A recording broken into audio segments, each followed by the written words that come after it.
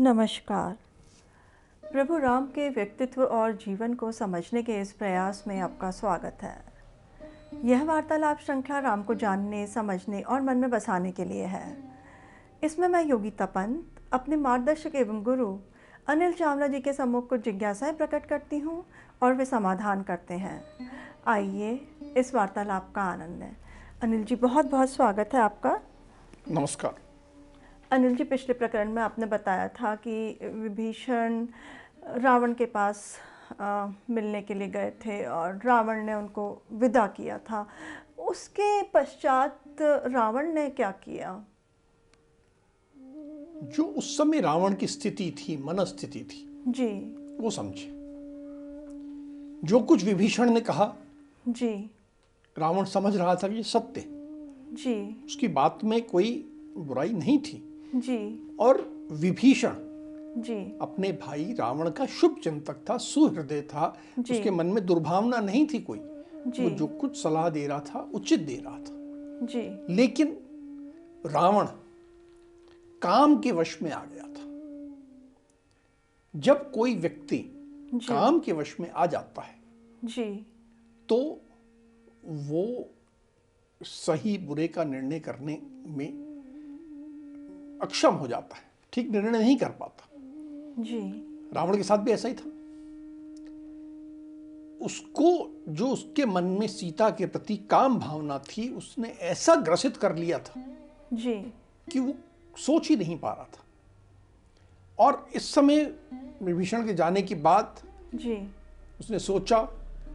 और साधारणतः क्या होता है, शास्त्र में कहा है कि राजा को अकेले नहीं सोचना चाहिए, जी, अपने मंत्री परिषद के साथ बैठ के सोचना चाहिए। पर यहाँ ये तो अहंकार से भरा हुआ व्यक्ति था।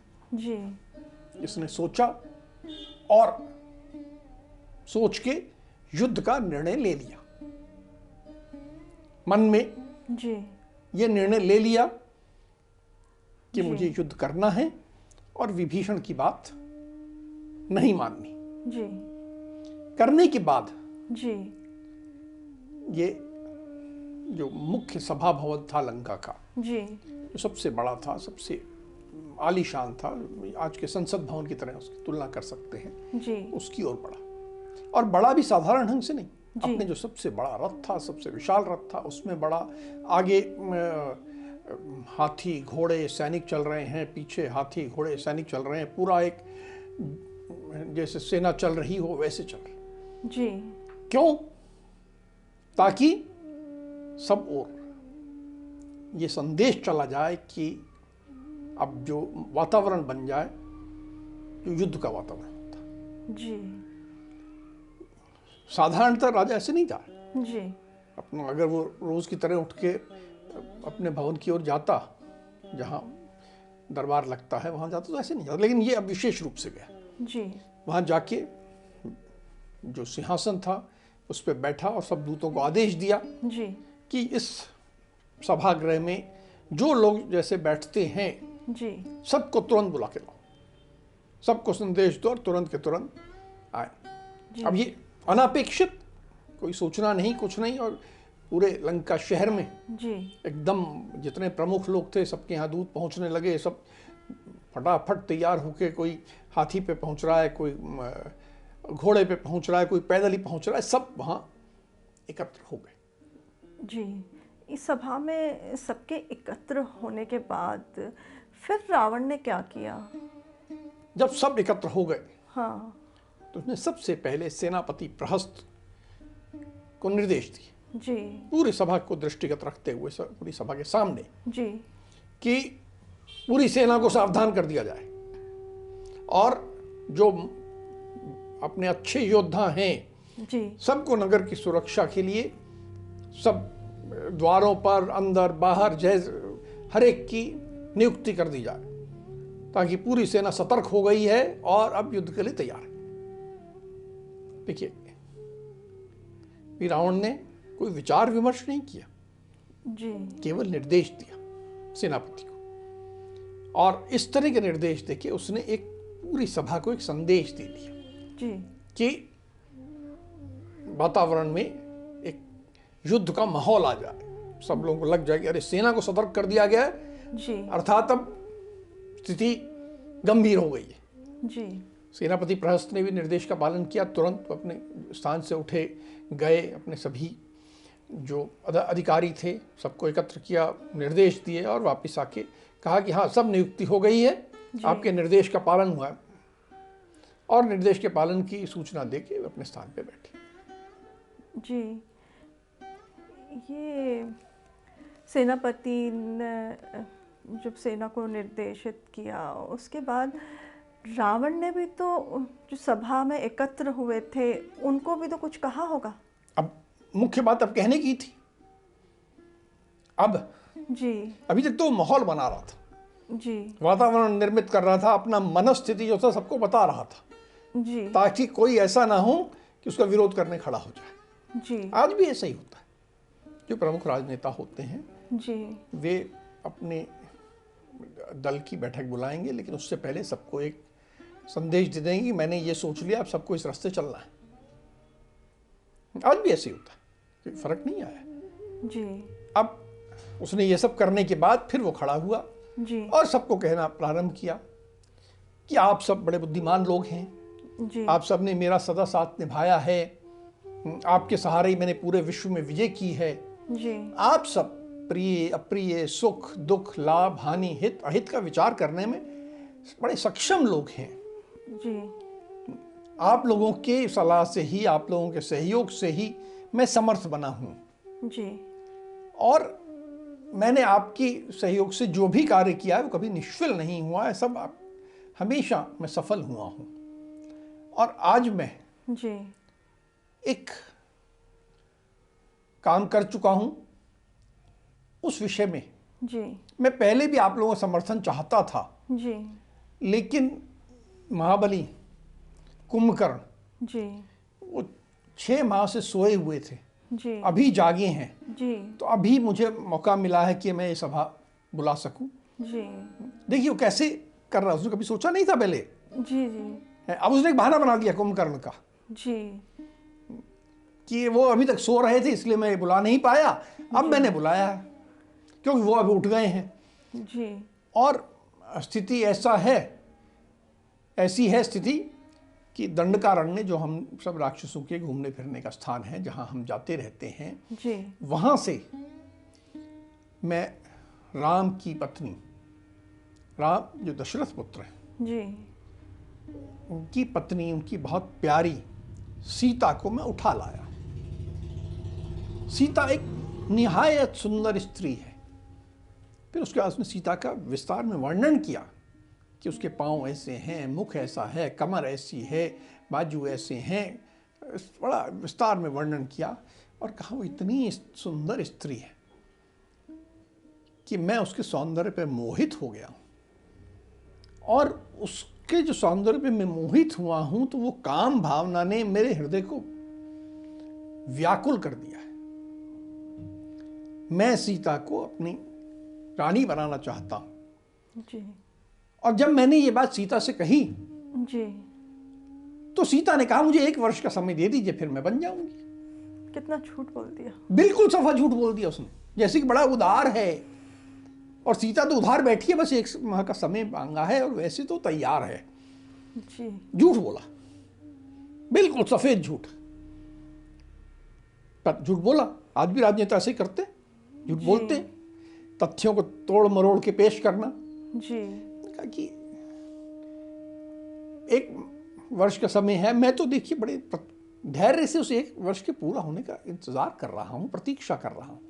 जी इस बीच में आप सब जानते हैं कि एक वानर यहाँ आया जी और उसने बड़ा महान संहार मचाया, बहुत प्रमुख राक्षसों को मार दिया, सब आग लगा दी, सब करा, ये भी आपको लोगों की जानकारी में।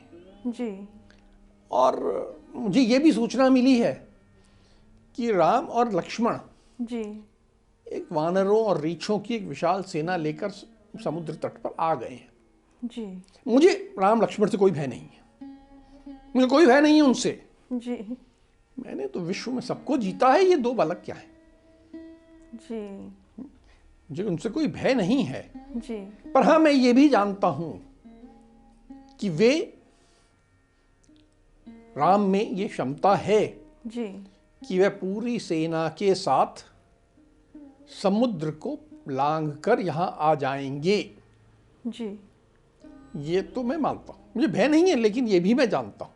जी अब आप लोग सब बुद्धिमान लोग बैठे हैं, जी कुछ ऐसी नीति बताइए, कुछ ऐसा उपाय बताइए जी कि मुझे सीता को लौटाना ना पड़े और ये दोनों दशरथ कुमार जो हैं, जी राम और लक्ष्मण, ये मारे जाएं, कि सीता मेरे को मिल जाए जी और ये मारे जाएं। इसके लिए कोई उपाय हो तो आप बताइए, कोई क्या नीति का करूं, क्या उपाय करूं, क्या रास्ता है, वो आप लोग बताइए। ऐसे करके उसने सभा को संबोधित किया। जी। इस सभा को संबोधित किया तो उसमें से जो एकत्रित लोग थे, उन्होंने उसमें से किसी ने कुछ कहा रावण से?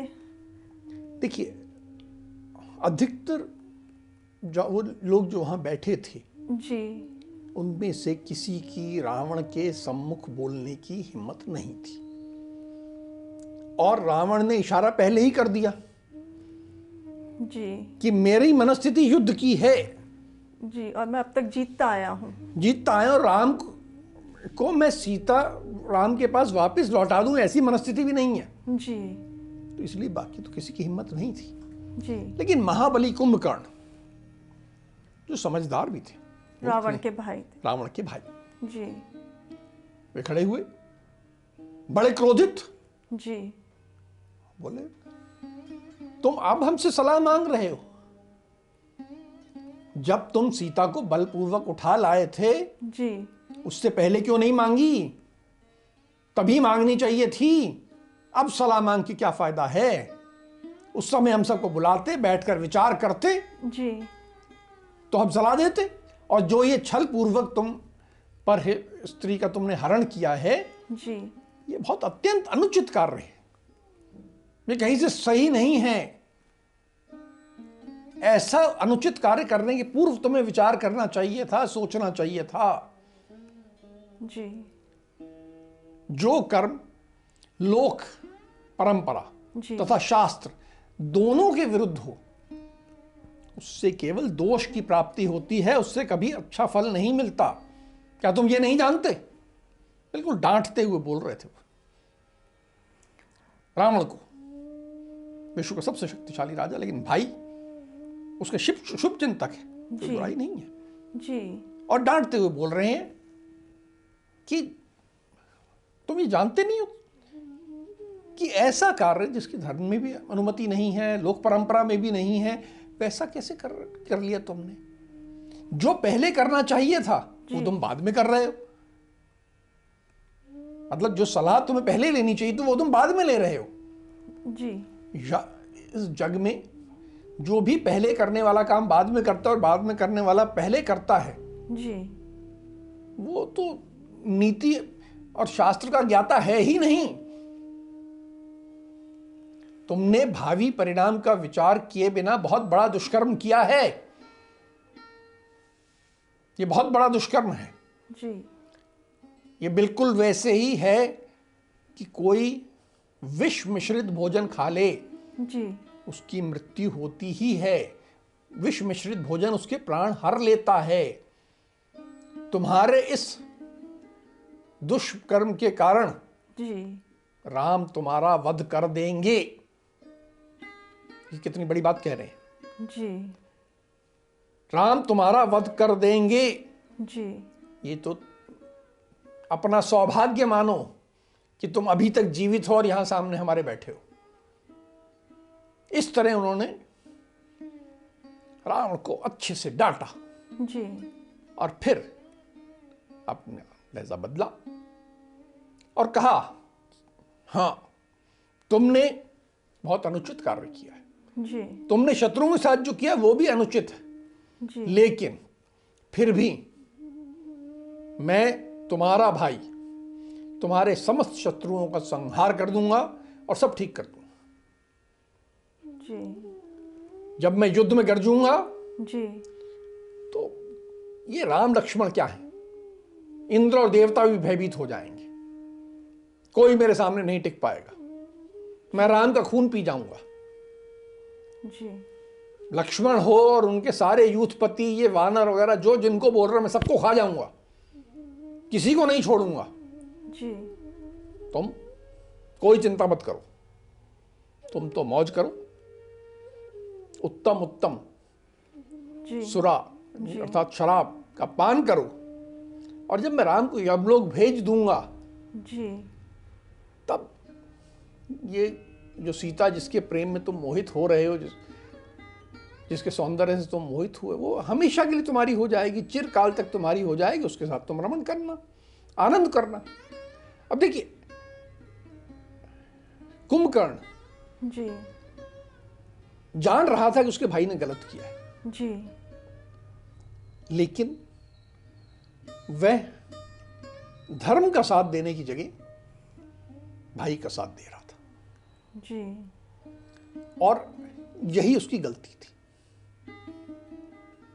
वो जानते हुए भी जी सारी उसने बात कही, सब समझदारी की बात कही, जी गलती बताई, जी अपने भाई को चेतावनी भी दी, जी लेकिन यह कहने की हिम्मत नहीं जुटा पाया, या यह उसकी बुद्धि में ही नहीं था जी कि मैं अधर्म का साथ नहीं दूंगा, मैं धर्म के साथ जाऊंगा। यह उसकी बुद्धि में नहीं था। जी उसकी बुद्धि दूषित थी। जी सब कुछ समझदारी होने के बाद, धर्म का ज्ञाता होने के बावजूद, जी दूषित बुद्धि होने के कारण, यह सोचने के कारण कि मेरा भाई कैसा भी करे मुझे उसका साथ देना है, जी वो गलत रास्ते चला गया। जी आज भी कई बार ऐसा होता है, हम किसी संगठन में हैं, किसी कंपनी में हैं, किसी राजनीतिक दल में, जी हमारा नेता गलत कर रहा है, जी लेकिन विचार ये होता है कि हम हमारे नेता के साथ हैं। जी ये गलत है। हमें धर्म का साथ देना है, उचित का साथ देना है, जी अनुचित का नहीं देना, चाहे हमारा कोई भी संबंध हो। जी अनिल जी, जब कुंभकर्ण ने इस तरह की बात कही तो रावण की क्या प्रतिक्रिया थी? वो तो बहुत आग बबूला हो गए होंगे, और वहाँ पे उपस्थित फिर किसी और ने भी कुछ कहा? तुमने बिल्कुल ठीक कहा कि रावण क्रोधित हो गया। पूरी सभा में सब, पूरी लंका का हर प्रमुख व्यक्ति वहां उपस्थित था, जी और उसके सामने उसके भाई ने उसे इतना डांट दिया। जी सब सभासद भी एकदम, उनका चेहरा सफेद पड़ गया कि ये कितना हमारे राजा को डांटा जा रहा है। जी उसके बाद कुंभकर्ण ने जो कहा मैं साथ दे रहा हूं, उसके ऊपर ध्यान नहीं था रावण का, जी पर उसका इतना अपमान, जी उसकी बात को काट देना। रावण ये नहीं सोच रहा था कि मुझे धर्म की बात बताई जा रही है, मेरे हित की बात बताई जा रही है। जी उसके मन में केवल ये था कि मेरा अपमान, और उसके चेहरे से दिख रहा था। जी आजकल भी होता है कि जब दिखता है जी कि हमारा नेता किसी कठिन परिस्थिति में फंस गया है, जी अपमानित हो गया, क्रोधित हो गया है, तो जो उसके आगे पीछे घूमने वाले होते हैं, जी वे कोशिश करते हैं कि अब मौका है कि हम इसको कुछ किसी तरह प्रसन्न कर लें, जी अपने पक्ष में कर लें, ये हमें बाद में बहुत कुछ दे देगा। जी तो ये सारा क्रोध देख के वहाँ जो एक बहुत महाबली जी महायोद्धा, जी इनका नाम था महापार्श्व, जी वे बैठे थे। उन्होंने विचार किया, खड़े हुए, हाथ जोड़कर कहा जी कि महाराज, मैं तो एक बात जानता हूं कि यदि कोई व्यक्ति दुर्गम वन में जाता है, वहां उसका मन मधु पीने को करता है, और वहां मधु उपलब्ध है, जी और वो यदि मधु का पान ना करे तो मूर्ख है। मधु का पान तो करना ही चाहिए। और जहां तक आपकी स्थिति है, आप तो साक्षात ईश्वर हैं, आपसे ऊपर तो कोई है ही नहीं। आपने देवताओं को जीता है, आप तो साक्षात सर्वोपरि हैं, आपके ऊपर कोई नहीं है। आप किस बात की चिंता कर रहे हैं? मुझे तो समझ भी नहीं आ रहा कि इतना सोच विचार क्यों कर रहे हैं। आप तो शत्रुओं के सिर पर पैर रखिए और सीता के साथ रमण कीजिए, कुक्कट प्रवृत्ति का सहारा लीजिए। जैसे मुर्गी पे चढ़ने के पहले अनुमति नहीं लेता, कोई अनुमति की आवश्यकता नहीं है। आप तो सीता के साथ बलात्कार कीजिए, बार बार आक्रमण कीजिए, बार बार रमण कीजिए, उपभोग कीजिए। सीता तो उपभोग की वस्तु है, आपको उपभोग करना चाहिए। आप उपभोग क्यों नहीं कर रहे? जब आपका मनोरथ सफल हो जाएगा तो फिर किस बात का भय? और कभी यदि कोई भय आएगा, कोई आक्रमण करेगा, देखा जाएगा, किसी भी प्रकार के भय का हम यथोचित प्रतिकार करेंगे, उसका यथोचित उत्तर देंगे। आप ये समझिए कि हम लोग सब आपके साथ हैं। ये इतने शक्तिशाली कुंभकर्ण बैठे हैं, मेघनाद जैसे इंद्रजीत भी कहा जाता है आपका पुत्र है, हम सब हैं। तो दुनिया का कोई भी बड़ा से बड़ा शत्रु आ जाए, उसको तो हम भगा देंगे। आपको तो कोई चिंता करने की आवश्यकता ही नहीं है। ये जो आप इतना सोच विचार कर रहे हैं उचित नहीं है, आप मत करिए। और आप तो आनंद लीजिए, उपभोग करिए। मेरा मत बहुत स्पष्ट है कि ये जो लोग कहते हैं कि साम दान भेद और उसके बाद दंड, नहीं, सीधा दंड का उपयोग करिए, किसी प्रकार का विचार मत करिए। और जब कोई खतरा आएगा, कोई हमें आक्रमण करेगा, तो हम में इतना दम है हमारे अपने प्रताप से, हम उसको वश में कर लेंगे, इसमें कोई संशय है ही नहीं। तो आप ये ज्यादा मत सोचिए और आप तो जाइए सीता का उपभोग करिए।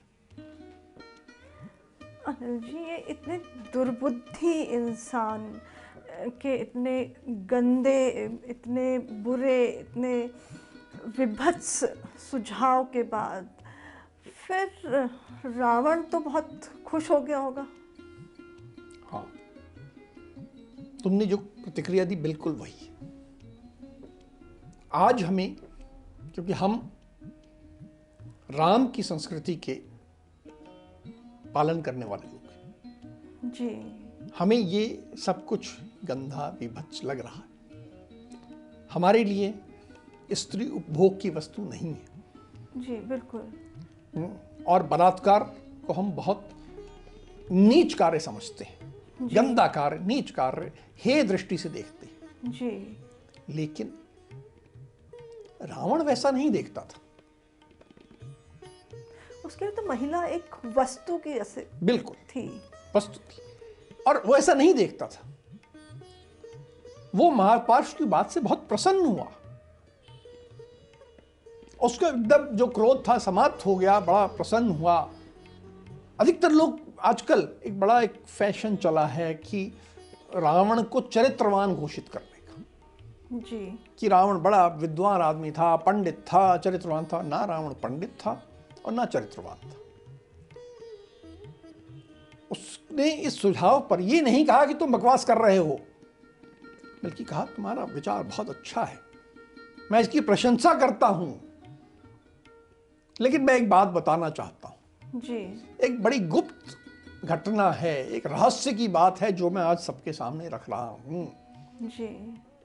मुझे एक शाप प्राप्त हुआ है, वो एक रहस्य है, वो मैं आज सबके सामने खोल देता हूं जी। बहुत वर्ष पहले की बात है। मैंने आकाश में एक पुंजिक स्थला जी नामक अप्सरा देखी। बहुत सुंदर थी, बिल्कुल ऐसे थी जैसे अग्नि की शिखा हो जी। ऐसे चमकने वाली, प्रकाशित थी। और वो पितामह ब्रह्मा जी से मिलने जा रही थी। जी।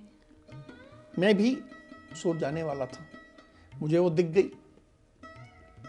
मैंने उसे पकड़ लिया, उसके सब वस्त्र उतार दिए और वो मेरे से बहुत कोशिश कर रही थी कि मुझसे भय था, लुकती छिपती जा रही थी, लेकिन मैंने कुछ उसकी चलने नहीं दी। पूरा अपने बल का प्रयोग किया जी। उसके वस्त्र उतार दिया और उसको अच्छी तरह भसल दिया, उसका उपभोग किया। उसकी हालत बिल्कुल ऐसे कर दी जैसे कि एक हाथी ने एक कमल के खेत के मेरे तालाब को रौंद देता है, वैसे मैंने उसे रौंद दिया। ये सारी बात जो है जी। मुझे ऐसा लगता है कि पितामह ब्रह्मा जी को प्राप्त हो, कुछ जानकारी में आ गई जी। क्योंकि उसके बाद वहीं गई थी। जी। ब्रह्मा जी समझ गए कि इसके साथ क्या हुआ है। जी। और फिर मैं जब गया तो ब्रह्मा जी मुझसे बड़े कुपित थे, बहुत नाराज थे, जी। बहुत गुस्से में थे और मुझसे इस प्रकार बोले जी। कि आज के बाद यदि तू किसी भी नारी के साथ जी। बलपूर्वक समागम करेगा जी। तो तेरे मस्तक के 100 टुकड़े हो जाएंगे। रावण ने महापार्श से कहा कि यद्यपि मैं तुम्हारी बात से पूरी तरह सहमत हूं कि ऐसा ही करना चाहिए, जी। परंतु मैं ब्रह्मा जी के शाप से डरता हूं, इसीलिए अपनी शुभ शैया पर सीता को हठात बलपूर्वक नहीं चढ़ा रहा, नहीं तो मैं कर ही लेता। ये बात रावण ने सभा में सबके सम्मुख कही। जी। अनिल जी, इस राक्षसों की सभा में अब आगे क्या होता है वो अब हम अगले प्रकरण में आपसे जानेंगे। अब हम आज की चर्चा को यहीं विराम देते हैं। अगली कड़ी में राम और हनुमान के जीवन से जुड़े कुछ अनछुए पहलुओं के साथ हम दोनों फिर उपस्थित होंगे। राम राम। राम राम।